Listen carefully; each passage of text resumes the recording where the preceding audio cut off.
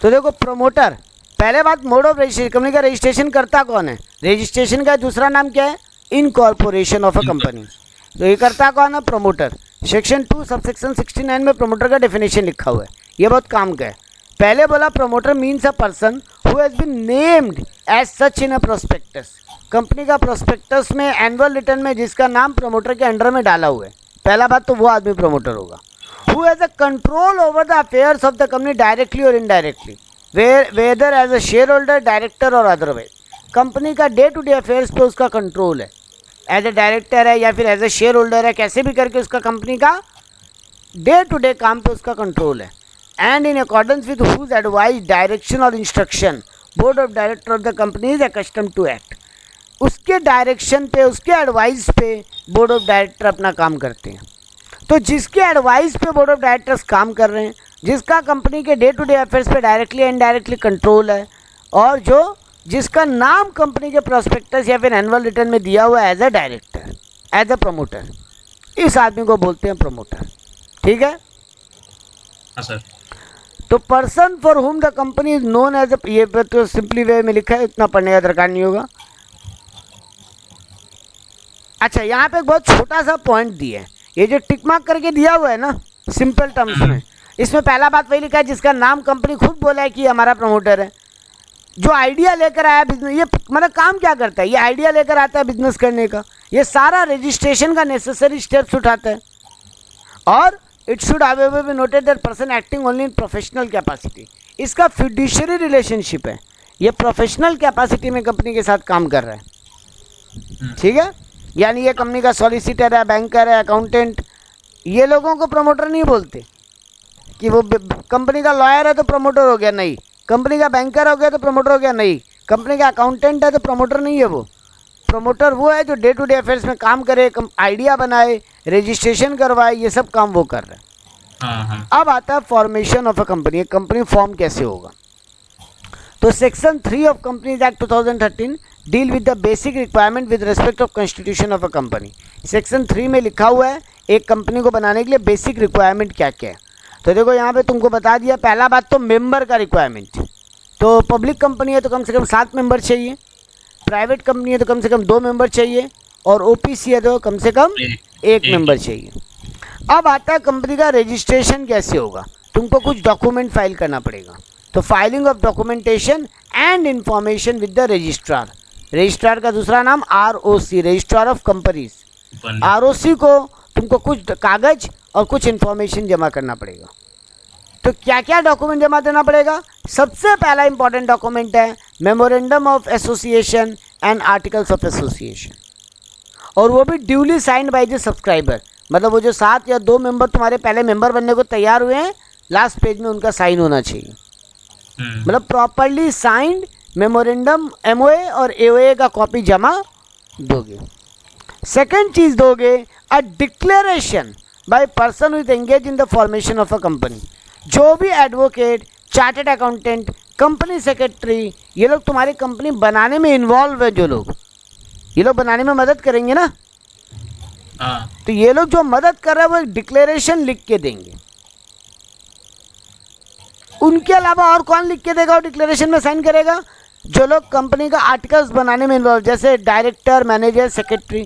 तो देखो advocate, chartered accountant, company secretary, lawyer, ये या CS, ये लोग हो गया प्रैक्टिशनर, प्रोफेशनल प्रैक्टिशनर, और बाकी लोग हो गया कंपनी का इंटरनल आदमी, डायरेक्टर, मैनेजर, सेक्रेटरी। तो ये लोग एक डिक्लेरेशन देंगे कि कंपनीज एक्ट का सारा रूल रेगुलेशन ये लोग कंपाइल किया है, उनमें से कोई भी रूल रेगुलेशन का ब्रेक नहीं हुआ है।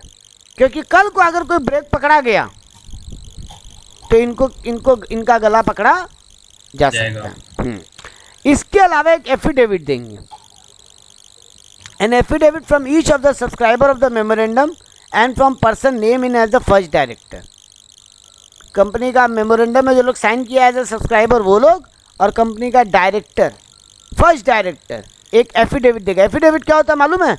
मतलब कोर्ट का स्टैंप लगा हुआ प्रूफ। क्या चीज लिखेगा उसमें? That he is not convicted of any offence in connection with the promotion, formation और मैनेजमेंट ऑफ द कंपनी। मतलब वो कोई फ्रॉड में इन्वॉल्व नहीं हुआ, he has not been found guilty of any fraud or misfeasance of any breach of duty of the company. Company का कोई काम में उसका breach of duty या fraud में उसका नाम नहीं है. And all the document filed with the ROC is correct and complete. जो भी डॉक्यूमेंट तुम ROC को जमा दिया है ना वो परफेक्ट है और उसमें कोई भी आधा अधूरा बात नहीं है, कोई इनकम्प्लीट बात नहीं है और वो परफेक्ट भी है. मतलब कल को उन डॉक्यूमेंट्स में कुछ भी गड़बड़ी निकला तो ये जो एफिडेविट साइन करके दिया उनका गला पकड़ा जा सकता है. हाँ. तीसरा डॉक्यूमेंट होगा address of the correspondence.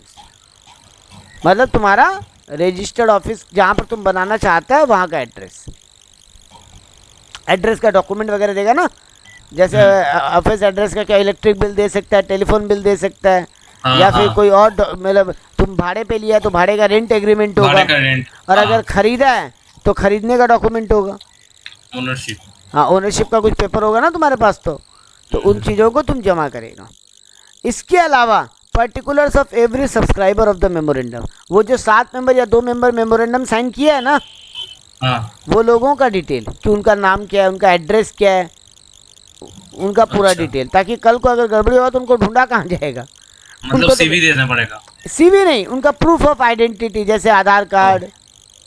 CV नहीं, उनका बाकी इन्फॉर्मेशन नहीं, उनका नाम एड्रेस ये सब का प्रूफ. अरे भाई कल को तुम बोला ना ऊपर एफिडेविट में गलती या डिक्लेरेशन में कोई गलती मिलेगा तो उनको ढूंढेगा कहाँ. उनका कोई एड्रेस प्रूफ तो होना चाहिए ना गवर्नमेंट के पास. तो तुम उनका एड्रेस प्रूफ जमा दे देगा. Proof of identity and proof of address ये तुम जमा कर दिया.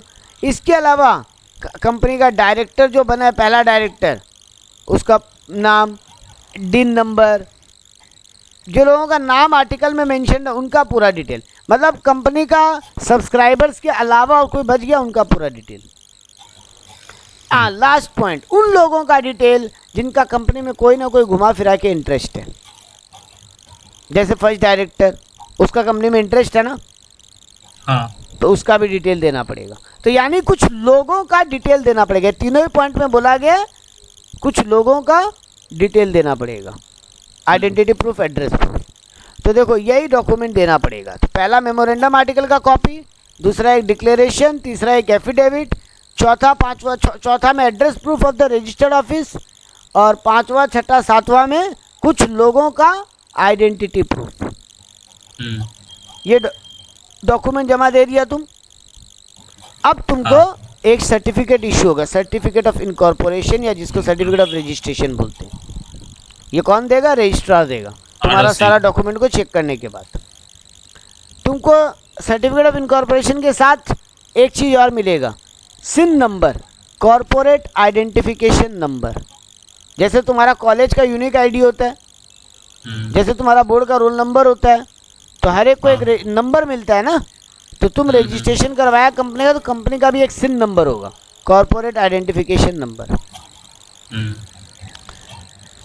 एक और कागज जमा देना पड़ेगा लास्ट में, फर्निश ऑफ फॉल्स और इनकरेक्ट इन्फॉर्मेशन और suppression of metal fact at the time of incorporation.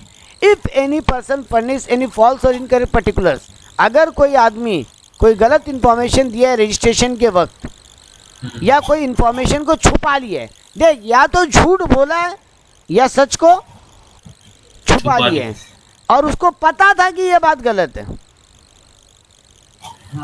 फिर भी छुपा लिया या फिर भी झूठ बोला, तो वो आदमी को भी लाइबिलिटी माना जाएगा, उसका भी फ्रॉड होगा. मतलब कंपनी का डायरेक्टर और इन लोगों के अलावा भी कोई आदमी बच गया जिसको पता था कि कंपनी का रजिस्ट्रेशन का डॉक्यूमेंट में ये इन्फॉर्मेशन गलत है, या ये इन्फॉर्मेशन देना चाहिए था लेकिन वो छुपा लिया, तो उसको भी फ्रॉड के रूप में गिल्टी माना जाएगा. ठीक है. तो ये सब बात हम लोग पढ़े. अब तुमको when a company has been got incorporated by fund, अच्छा अगर कंपनी फॉल्स इन्फॉर्मेशन देके रजिस्टर हो गया तो फ्रॉड हो गया, तो उसका रजिस्ट्रेशन कैंसिल होगा क्या? होना तो चाहिए. आरओसी तो नहीं कर पाएगा, क्योंकि आरओसी डिटेल चेक करके क्यों नहीं रजिस्ट्रेशन दिया. ये भी बात है. तो ये बात हमेशा ध्यान रख लेना कि तुम्हारा रजिस्ट्रेशन नंबर अगर तुमको मिल गया एक बार, वो फाइनल है. अब उसको कैंसिल नहीं किया जा सकता आरओसी की तरफ से. फिर उसको अगर कैंसिल करना ही है तो कोर्ट में लेके जाओ. तो बहुत सारा तो कंपनी है, तो हाँ अगर वो बहुत सारा कंपनी में अगर बहुत तो हाफ ऑफ द कंपनी अगर ऐसा करेगा तो कैसे आरओसी कैसे दिखेगा? नहीं, तुम डॉक्यूमेंट्स मंगवाया, वो डॉक्यूमेंट ठीक से चेक करता ना, हाँ वो करते हैं। डॉक्यूमेंट क्रॉस वेरीफाई भी होते हैं। आज तुम्हारा आधार कार्ड हमको मिला, तुम्हारा आधार सेंटर से हम आधार नंबर क्रॉस चेक करवा सकते हैं। हम्म। आज तुम्हारा एड्रेस प्रूफ मिला तो वहाँ पे हम आदमी भेज के एड्रेस प्रूफ चेक करवा सकते हैं। हाँ हाँ। तो ये सब हो सकता है ना चेकिंग। तो आरओसी का तो काम ही है पूरा चेक करके रजिस्ट्रेशन नंबर देना। बोलो नहीं क्या उनका गलती? अगर फिर तो उसको चैलेंज, इसका कोई पनिशमेंट होगा कंपनी का? देखो इसके लिए फिर एक ही तरीका बेटा, कोर्ट में लेके जाओ मैटर को। देखो अगला ही बोला order of the tribunal where a company has been got incorporated by furnishing false और incorrect information or representation or by suppressing any material fact or information of any document or declared filed may fraudulent action tribunal में on application made। तुमको court, ROC या कोई भी आदमी court में case करेगा और कोर्ट उसके ऊपर एक्शन लेगा। ठीक है? अच्छा। कोर्ट तुम्हारा रजिस्ट्रेशन कैंसिल करना या और डॉक्यूमेंट मांगना या कोई डायरेक्टर को पोस्ट से निकालना, ये सब डिसीजन दे सकता है। देखो यहाँ ABCD करके जो लिखा है ना, वो लिखा है कोर्ट क्या क्या डिसीजन दे सकता है। फिर तो देखो पहला क्या लिखा, pass such order as may deem fit for the regulation of management of the company. Company का मैनेजमेंट को रेगुलेट करने के लिए वो बोल सकता है मेमोरेंडम में ये बात और डालो, या आर्टिकल में ये बात डालो, या ये बात हटाओ। मतलब तुम्हारा मेमोरेंडम और आर्टिकल्स को अमेंडमेंट करवा सकता है court. Direct the liability of the member shall be unlimited, बोल सकता है कि कंपनी का मेंबर लोग का लाइबिलिटी अभी अनलिमिटेड माना जाएगा। मतलब लिमिटेड लाइबिलिटी से अनलिमिटेड लाइबिलिटी कर सकता है उसको। हाँ वो कर सकता है। Removal of the name of the company from register of the companies, देखा आरओसी से उसका नाम भी रिमूव करवा सकता है। Pass an order for the winding of the company, company को बंद करने का ऑर्डर भी पास कर सकता है। या फिर उसको कोई और रेलेवेंट पनिशमेंट फील होता है तो वो भी दे सकता है। लेकिन कंपनी को रीजनेबल अपॉर्चुनिटी दिया जाएगा अपना बात रखने का। कोर्ट ऐसे ही ऑर्डर पास नहीं कर देगा आंख बंद करके। कंपनी को मौका मिलेगा वो लोग अपना बात रख सके। ठीक है? तो देखो यहाँ पे वही बात देखा, इफेक्ट ऑफ रजिस्ट्रेशन। एक बार अगर रजिस्ट्रेशन हो गया तो वो फाइनल एविडेंस माना जाएगा, कंक्लूसिव एविडेंस माना जाएगा। उसके बाद उसको ऐसे ही कैंसिल करना पॉसिबल नहीं है। इसीलिए बोला जाता है आरओसी जब रजिस्ट्रेशन सर्टिफिकेट देता है पूरा डिटेल चेक करके देता है। ठीक है? हाँ। ये देखो ये पूरा केस लॉ बताया तुमको अलग अलग, इसको एक बार रीड करना। देखो हरिनागर शुगर मिल्स लिमिटेड का केस लॉ बताया है, झुंझुनवाला का जो केस लॉ बताया है, state trading corporation with commercial tax officer का केस लॉ बताया है, स्पेंसर एंड मद्रास CWT का केस लॉ बताया है, heavy electrical union and state of Bihar का केस लॉ बताया है। ठीक है? इनको एक बार रीड करना, नहीं समझ में आएगा हमको बोलना, हम एक्सप्लेन करते हो। अब आगे का टॉपिक सिंपल है, क्लासिफिकेशन ऑफ कैपिटल। कैपिटल कितना टाइप का है? पहला हेडिंग को क्या बोलते हैं? Authorised capital. ऑथोराइज्ड कैपिटल का मतलब क्या है? पूरा टोटल कैपिटल कंपनी का जो है। नहीं, कंपनी को कितना शेयर इशू करने का पावर है, इसको बोलते हैं ऑथोराइज्ड कैपिटल। तुमको कितना अथॉरिटी है एज ए कंपनी। अच्छा हाँ। और ये ऑथोराइज तुमको लिखा रहता है तुम्हारे मेमोरेंडम में। अब अगर तुमको बढ़ाना है तो मेमोरेंडम को अल्टर करो। ऑथराइज्ड में तो इशू होता है। ऑथोराइज्ड के देख, एक बात समझ के एग्जांपल देते हैं। तुम्हारा कंपनी को 10 लाख शेयर बेचने का पावर है। ये बात कहाँ लिखा है तुम्हारे मेमोरेंडम में? मेमोरेंडम में। तो यही तुमको ऑथोराइज्ड है। मतलब तुमको 10 लाख शेयर से ज्यादा तुम शेयर नहीं बेच सकता। इसको नॉमिनल कैपिटल भी बोलते हैं, रजिस्टर्ड कैपिटल भी बोलते हैं, दूसरा इसका नाम है। ठीक है? अब ये नहीं है कि तुम अब 10 लाख शेयर बेच लिया, अब क्या करें? अब और शेयर बेचना है तो अपने मेमोरेंडम को अल्टर करो, अल्ट्रेशन, हाँ। SR पास करो, ट्राइब्यूनल का अप्रूवल लेकर आओ। याद है अल्ट्रेशन ऑफ मेमोरेंडम पढ़े थे? पढ़ेंगे भी आगे, इसमें भी पढ़ेंगे अभी। ठीक है? तो तुमको वो परमिशन लेकर आना पड़ेगा। कर लो अल्टर, बढ़ा लो, 10 लाख की जगह 15 लाख कर लो बाद में। लेकिन एक बार में जब मेमोरेंडम छपा तो उसमें एक सर्टेन लिमिट तुमको लिखना पड़ेगा कि हम इतना शेयर बेचने का परमिशन चाहते हैं। तो मान लो एक एग्जांपल लेके चलते हैं हम लोग कि तुमको 10 लाख शेयर बेचने का परमिशन मिला। देखो इसका 3rd लाइन पढ़ना, तो memorandum of a company to be maximum amount of share capital of the company. कितना मैक्सिमम अमाउंट ऑफ कैपिटल तुम इशू कर सकते हैं, पावर है तुमको, ऑथोराइज्ड है, तुमको अथॉरिटी है, ठीक है। अगला हेडिंग है इशूड कैपिटल, यानी अब तुम कितना बेचा है एक्चुअली में। बेचा है। कोई कंपनी को 10 लाख का पावर है, वो 10 लाख एक बार में बेच के बैठ जाएगा?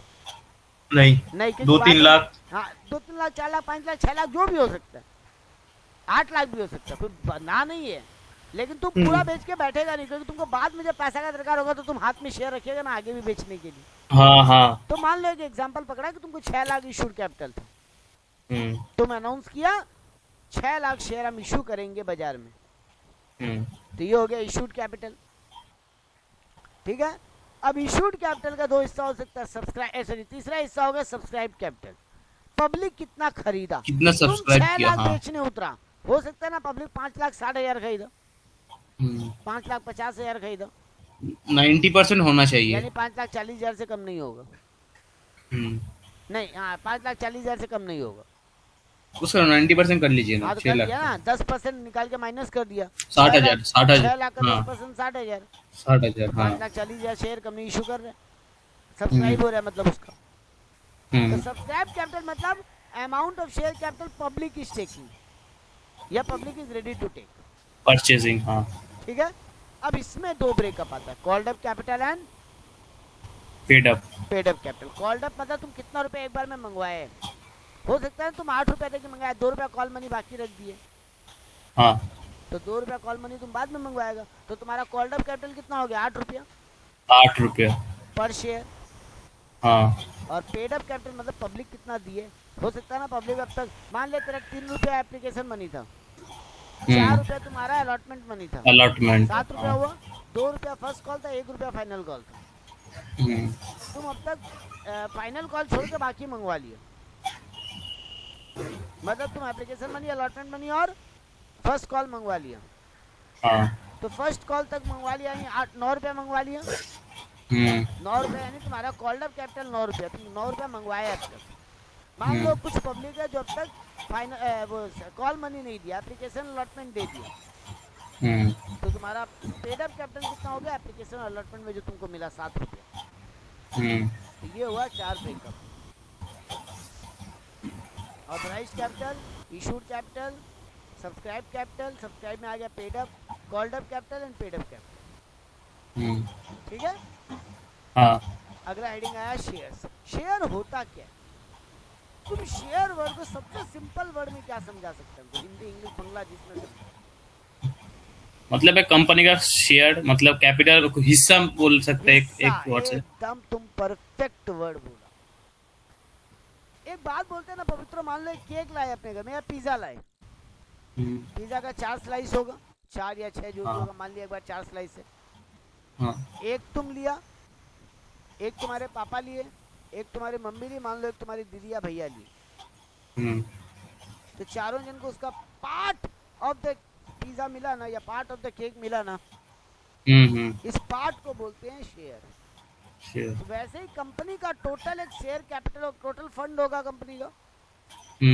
एक बिजनेस में 10 लाख रुपया लगा हुआ है, मान लो एक बार पार्टनरशिप चालू किया, हम तुम और सुदीप्तो, 10 लाख रुपया टोटल लगा हुआ है, जिसमें 5 लाख हम दिया, 3 लाख तुम दिया, 2 लाख सुदीप्तो दिया। तो तुम क्या बोलेगा, टोटल कैपिटल में नीरज सर का शेयर 5 लाख है, हाँ। टोटल कैपिटल में पवित्रों का 3 लाख शेयर है, हाँ। पार्ट है, पार्ट, हाँ। इसी को बोलते हैं शेयर। तो कंपनी में जब पब्लिक को तुम अपने कंपनी का हिस्सेदार बनाता है, पार्टनर बनाता है एक तरीके से, तो वो लोग कैपिटल लगाते हैं, जिसका टोटल कैपिटल में जितना पार्ट उतना परसेंटेज का वो शेयर होल्डर कहलाता है। मान ले 1 लाख टोटल कैपिटल है कंपनी में, जिसमें तुम 20,000 दिए, तो तुम कितना पार्ट का होल्डर हो गया, 20%। 20% हाँ। तो ये हुआ शेयर, ठीक है। तो देखो यहाँ पे एक डेफिनेशन दिया है, या ये जो नीचे हेडिंग दिया है वो पढ़, share is an interest in the company. तुम्हारा उस कंपनी में कितना इंटरेस्ट है, अभी तुम्हारा कितना होल्डिंग है, 20%। 20%। तो तुम बोलेगा मेरा इस कंपनी में 20% इंटरेस्ट है, हक है, हक, हाँ। है तुम्हारा कंपनी। ठीक है। हम्म यहाँ पे मेजर ऑफ मेजरमेंट मनी से नहीं, तुम्हारा वोटिंग पावर या राइट से होता है। मनी अलग बात हो हम्म गया, मनी ठीक है 20 लाख। मान लिया हम नंबर ऑफ शेयर में बात करता, टोटल मेरे कंपनी का शेयर 1 लाख है, जिसमें से तुम 20,000 शेयर खरीद के रखा है। कितना रुपए में खरीदा उससे फर्क नहीं पड़ता, नंबर ऑफ शेयर कितने। अच्छा अच्छा। रुपया तो कम में से भी हो सकता है ना पवित्रो। जब तुमको बेचे थे तो कंपनी का शेयर वैल्यू कम था बाजार में। वो तो मार्केट प्राइस का हिसाब से हाँ, होगा। तो यहाँ पर सीधा सा कहानी, कितना रुपया में तुमको बेचे उससे मतलब नहीं है, कितना नंबर ऑफ शेयर तुम कितना होल्ड करके बैठे उस पे मतलब, इसी को बोलते हैं शेयर। और यहाँ पे ध्यान दिया, share is a movable property, तुम किसी को भी ट्रांसफर कर सकते हो ना शेयर। हाँ हाँ।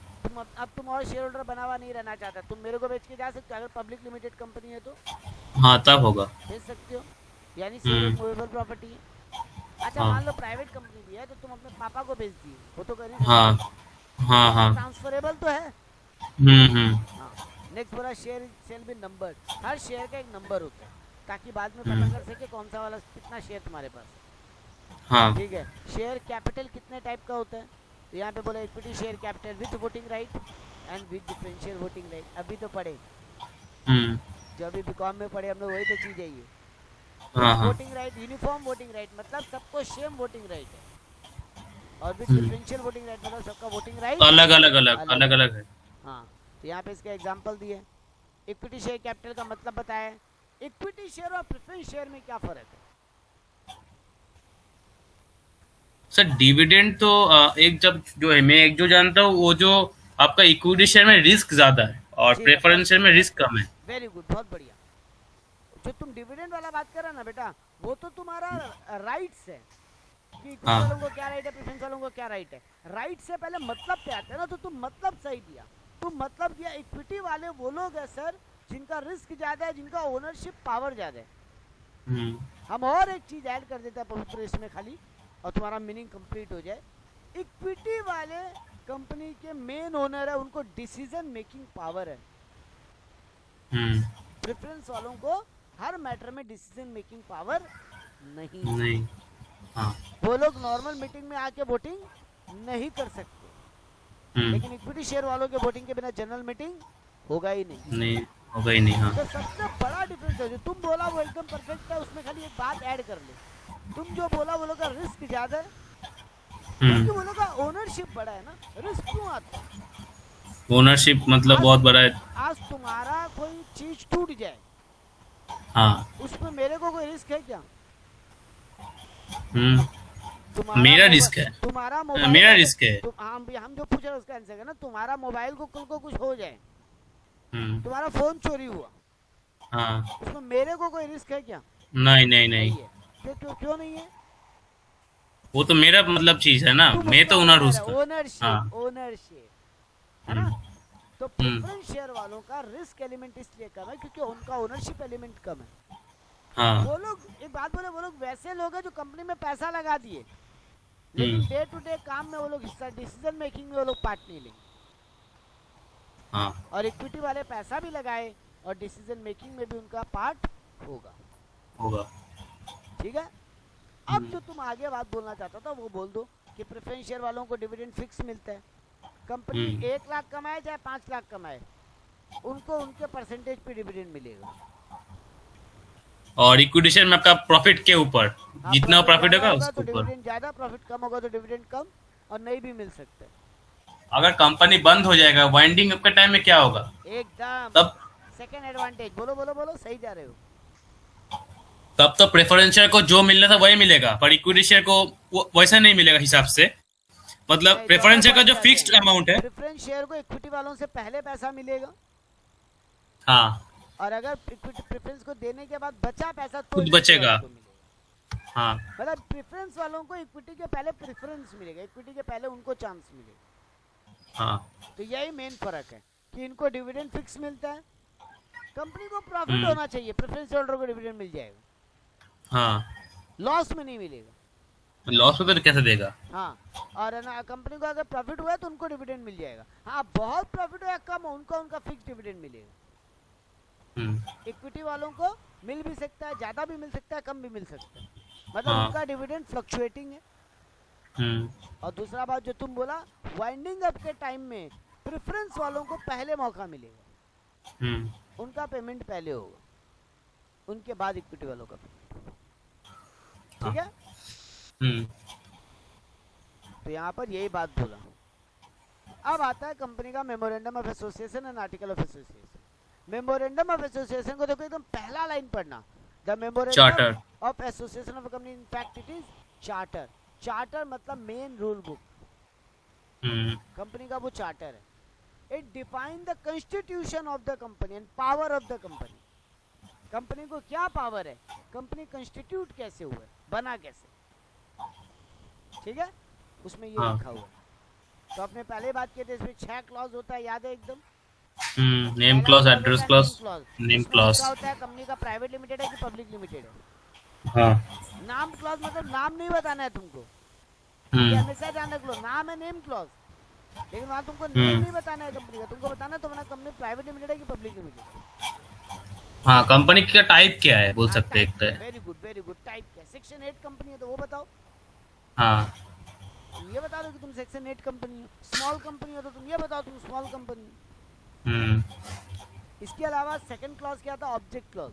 ऑब्जेक्ट, कंपनी का मेन ऑब्जेक्टिव क्या है, कंपनी किस लिए बनाया गया है, रबड़ बनाने के लिए कि स्टील बनाने के लिए, स्टेशनरी का सामान बनाने के लिए कि च्यवनप्राश बनाने के लिए, मतलब क्या उनका मेन ऑब्जेक्टिव, क्या बनाएगा, हाँ, बिजनेस का टाइप, हाँ, बिजनेस करेगा। और दूसरा चीज अदर बिजनेस भी क्या है, तो मेन बिजनेस और एंसिलरी बिजनेस यानी अदर बिजनेस, दोनों बताना पड़ेगा। तुम जो मेमोरेंडम में बिजनेस बता के रखा वही बिजनेस कर सकते हैं, अगर उनके अलावा कुछ भी किया तो उसको अल्ट्रा वायरस माना जाएगा। हाँ, वो तो बियॉन्ड द पावर हो गया, तो बियॉन्ड द पावर ही तो हो गया ही। हम लिखा है कि मेन बिजनेस रबर का करेगा, स्टील का करेगा, और अदर बिजनेस रबर का करेगा मान ले, और अब हम अचानक ना बिजनेस चालू कर दिया, लेकिन हम क्या बोलते हैं, सपोज करो कॉटन का, हाँ, तो वो बियॉन्ड द अल्ट्रा वायरस। हाँ, तो ऑब्जेक्ट क्लॉज में तुम्हारा मेन एंसिलरी ऑब्जेक्ट लिखना पड़ता है। थर्ड क्लॉज हम लोग पढ़ते हैं सिचुएशन क्लॉज। सिचुएशन, तुम्हारा रजिस्टर्ड ऑफिस किस स्टेट में सिचुएटेड है, स्टेट, तुमको प्लेस एड्रेस नहीं बताना है, तुम्हारा स्टेट बताना। क्यों बताना है, क्योंकि हम बताया था हर एक स्टेट का अपना अपना एक आरओसी है, आरओसी, हाँ, तो तुम किस आरओसी के अंडर में आएगा ये तुम्हारा स्टेट का नाम पढ़ के पता चल जाएगा। अगर तुम वेस्ट बंगाल में रजिस्टर्ड है तो तुम वेस्ट बंगाल आरओसी के अंडर में आएगा, अगर तुम पंजाब में रजिस्टर्ड है तो तुम पंजाब, लुधियाना में रजिस्टर्ड है तो तुम पंजाब आरओसी के अंडर में आएगा।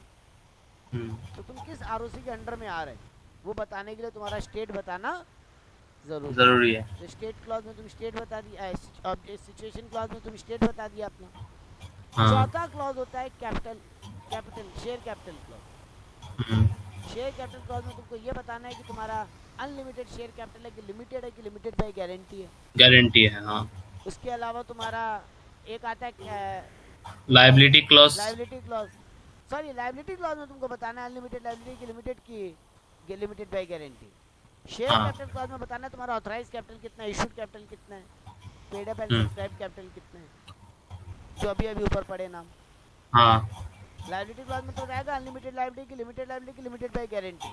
और आखिरी क्लॉज आता है सब्सक्राइबर क्लॉज, कि तुम्हारे वो कौन 7 मेंबर या 2 मेंबर है जो तुम्हारे आर्टिकल मेमोरेंडम को सब्सक्राइब किए हैं स्टार्टिंग में, उनका नाम, उनका डेजिग्नेशन, उनका सिग्नेचर डेट के साथ, तभी वो मेमोरेंडम वैलिड माना जाएगा या आर्टिकल को वैलिड माना जाता है। अगर वहाँ सब्सक्राइबर का साइन, डेट, टाइम ये सब नहीं लिखा है ना, तो फिर वो डॉक्यूमेंट वैलिड नहीं होगा। तो ये तुम्हारे को बताया गया मेमोरेंडम क्लॉज। अब तुमको अगर अपना मेमोरेंडम क्लॉज खुद छापना है तो छाप लो, तुम्हारे पास वैसा एक्सपर्ट का टीम है, तुमको वैसा नॉलेज है टेक्निकल, तो खुद का खुद बना लो। तुमको लगता है भैया हमको तो खुद का इतना नॉलेज नहीं है और मेरे पास तो इतना खर्चा करने के लिए आदमी भी नहीं है, तो एक काम करो, तुम्हारा कंपनीज एक्ट में बहुत सारा टेबल दिया हुआ है ABCDE करके। अगर तुम लिमिटेड बाय शेयर वाला कंपनी है तो टेबल ए से अपना मेमोरेंडम कॉपी कर लो, अगर तुम limited by guarantee without share capital table B वाला कॉपी कर लो, अगर तुम limited by guarantee share capital तो सी कॉपी कर लो, अनलिमिटेड विदाउट शेयर कैपिटल है तो डी कॉपी कर लो, अनलिमिटेड विद शेयर कैपिटल है तो ई कॉपी कर लो। तो ये था तुम्हारा मेमोरेंडम। मेमोरेंडम क्लॉज में होता क्या क्या अभी अपने बात कर ही लिए, name clause, registered office clause, object clause, liability clause, इसके अलावा एसोसिएशन Cap. यानी सब्सक्राइबर क्लॉज, कैपिटल क्लॉज, ये सब अपने पढ़े अभी अभी। ठीक है, अब आया तुम्हारा favourite topic, doctrine of ultra vires. Beyond the power, beyond the law, beyond the memorandum तुम नहीं जा सकते। अगर कंपनीज एक्ट और मेमोरेंडम का रूल तुम तोड़ नहीं सकते, वॉइड। हाँ void माना जाएगा। लीगल पावर को तुम क्रॉस नहीं कर सकते।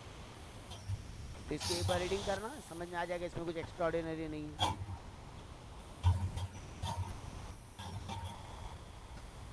अब आता है तुम्हारा article of association. Article of association company का इंटरनल रूल एंड रेगुलेशन। देखो पहला हाँ। लाइन देखो, the article of association company rules and regulation which are frame to manage its internal affairs. Guidelines बोल सकते हैं एक टाइप का। नहीं नहीं नहीं, रूल है बेटा, गाइडलाइन तो फॉलो करो नहीं करो दोनों चलता है ना। हाँ रूल्स है, रूल्स फॉलो तो करना पड़ेगा, लेकिन बना लो तुम खुद। लेकिन एक बात ध्यान रख लेना, सबसे ऊपर कौन होता है? कंपनीज एक्ट, हाँ। उसके नीचे तुम्हारा मेमोरेंडम, उसके नीचे आर्टिकल। तो तुम आर्टिकल में ऐसा कोई रूल नहीं लिख सकते जो कंपनीज एक्ट या मेमोरेंडम का रूल को ब्रेक कर रहा हो। तो उससे टफ रूल बनाओ। जैसे मैं एक एग्जांपल बोलता है, मेमोरेंडम में लिखा है कि तुम अगर अपना with in the same city अगर अपना रजिस्टर्ड ऑफिस चेंज करते हो हाँ। तो तुमको ओआर पास करना, ऑर्डिनरी रेजोल्यूशन। लेकिन तुम अपना आर्टिकल में लिख लिया कि नहीं, कोई भी ऑफिस हम चेंज करेंगे हमको एसआर तो पास करना ही। तो तुम रूल को अच्छा। टफ बना लिया। हाँ। सिंपल नहीं कर सकता, उससे टफ तो कर ही सकता है। तो ये तुम कर सकते हो। तो आर्टिकल ऑफ एसोसिएशन वो इंटरनल रूल है। देखो हम बता भी देते हैं इसमें क्या क्या लिखा है। देखो यहाँ पे लिख दिया, it contains rules and regulation, क्या क्या मैटर कंपनी में इंक्लूड होगा, क्या क्या नहीं, कंपनी में क्या क्या प्रोविजन लागू होगा। ठीक है ना? हाँ। तो ये सब चीज लिखा होता है, किस डायरेक्टर को कितना पावर है, कौन सा चीज का डिसीजन लेने के लिए क्या फॉलो करना पड़ेगा, कंपनी का कैपिटल अगर इंक्रीज करना है तो कैसे कंपनी अंदर अंदर काम करेगा, बाईबैक के लिए क्या प्रोसीड्यूर फॉलो करेगा, कंपनी अगर अपना शेयर बाईबैक करना चाहता है, रिडीम करना चाहता है डिबेंचर या प्रेफरेंस शेयर, तो क्या प्रोसीड्यूर फॉलो करेगा। ये सब चीजें इसमें लिखी है। अब आ गया तुम्हारा अगला topic, doctrine of indoor management. ये भी अपने जानते हैं। हाँ। कंपनी का कोई भी आदमी, बाहर का आदमी कंपनी से कोई भी डील करने आ रहा है, वो कंपनी का मेमोरेंडम और आर्टिकल को ठीक से पढ़ ले। वो बात ये बोल के नहीं बच सकता हमको क्या पता मेमोरेंडम में क्या लिखा है। हाँ, कंपनी जाने का जब वो उसको सब कुछ मालूम है। हाँ, आर्टिकल के बारे में, आर्टिकल में या मेमोरेंडम में जो बात लिखा है वो उसको सब पता है। और अगर कल को वो बिना पढ़े कंपनी से डील साइन कर लिया और कुछ गड़बड़ हो गया उसके साथ, तो कंपनी उसको पैसा पेमेंट करने के लिए जिम्मेदार नहीं होगा, क्योंकि वो बिना आर्टिकल मेमोरेंडम पढ़े क्यों कॉन्ट्रैक्ट साइन। हाँ। वो इसको मतलब अपना ढाल नहीं बना सकता। बचने के लिए ये नहीं बोल सकता तुम्हारा मेमोरेंडम आर्टिकल हम कैसे जाने, तुम जान सकते हो क्योंकि कंपनी का वेबसाइट पे ये इजीली अवेलेबल है। और नहीं तो तुम कंपनी से मांग के भी पढ़ सकता था जब तुम कॉन्ट्रैक्ट साइन करने आए। ये बात सिंपल है, ठीक है। इसी के साथ आया डॉक्ट्राइन ऑफ कंस्ट्रक्टिव नोटिस। कहाँ गया? ऊपर है शायद, तो खत्म हो गया। ये तो खत्म, ऊपर है कंस्ट्रक्टिव नोटिस। कहाँ है ऊपर? हाँ ये तो हाँ सॉरी, कंस्ट्रक्टिव नोटिस ही तो पढ़े, उल्टा बोल दिए उसको मित्रों। इंडोर मैनेजमेंट का तो रूल उल्टा है, तो जो अपने रूल बोले तो कंस्ट्रक्टिव नोटिस का रूल था कि उसको कंपनी का रूल रेगुलेशन पता होना चाहिए, आर्टिकल मेमोरेंडम वो पढ़ा हुआ होना चाहिए। इंडोर मैनेजमेंट अच्छा, हाँ कि कंपनी अंदर ही अंदर कैसे काम किया ये वो चेक नहीं कर सकता। जैसे मान लिया तुम्हारे आर्टिकल्स में लिखा है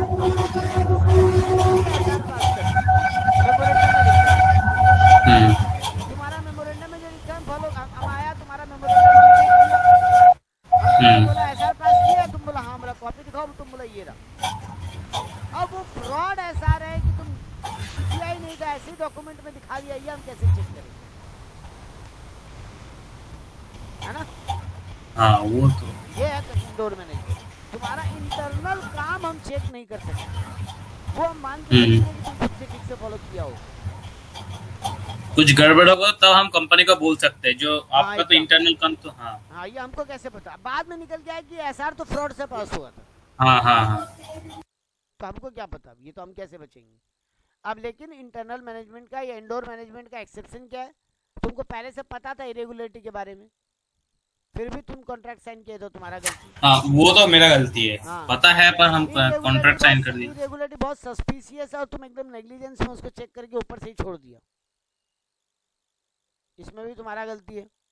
हाँ, तुमको खुद को यह पावर नहीं था, यह कॉन्ट्रैक्ट ही वॉइड था।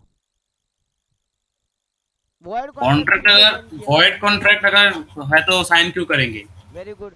तुमको खुद को यह पावर नहीं था, तुम मेरे को बोल रहे नीरज सर आपके कंपनी का डायरेक्टर, आप डायरेक्टर, आपको पावर नहीं था, और तुम्हारे कंपनी से भी तुमको पावर नहीं मिला था, तो ये पहले ही गलत हो गया। हाँ, तुम कैसे आया कॉन्ट्रैक्ट साइन करने से? तो ये सब हो गया इंडोर मैनेजमेंट का एक्सेप्शंस। इसमें तुम कुछ फ्रॉड, ये फ्रॉड का डील था पूरा, ये डील ही पूरा फ्रॉड का फ्रॉड कर तो फिर ये इंडोर मैनेजमेंट का एक्सेप्शन काम, इंडोर मैनेजमेंट का रूल काम नहीं करेगा। नहीं करेगा। तो ये सब है ये चैप्टर।